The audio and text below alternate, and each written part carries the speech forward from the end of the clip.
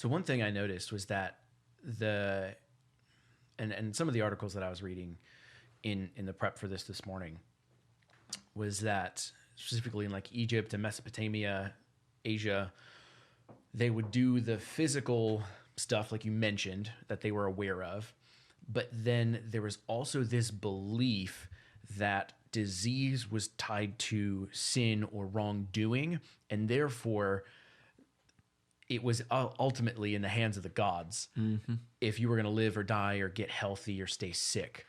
And so while I think part of what they have is right in looking at things from a whole perspective and recognizing what's going on in more than just your physical self, but maybe your mental, emotional, and your energetic self, there is almost a cop-out culturally where like, oh, well, we don't know what to do. You're fucked because you you pissed off the gods.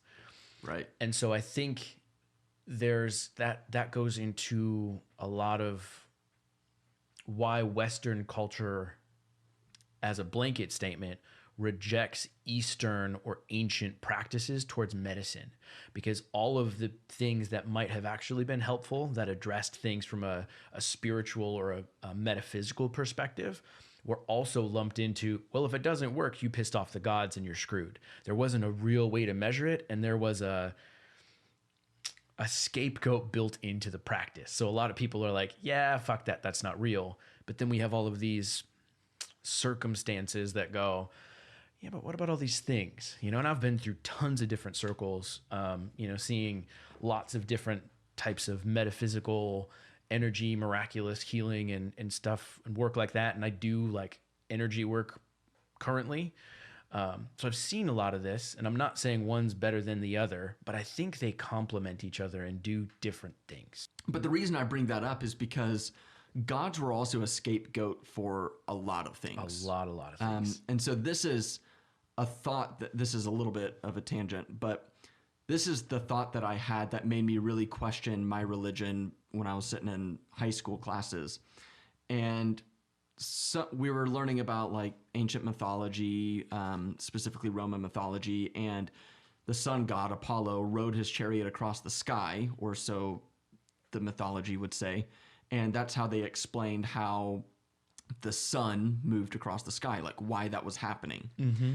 And somebody made the comment, derogatory, but we're all in high school, and they're like, well, that's dumb. And I was like, yeah, wait a minute. We use God to explain why we're here. We use God to explain so many different things. And it just made me question a lot of thoughts that I had.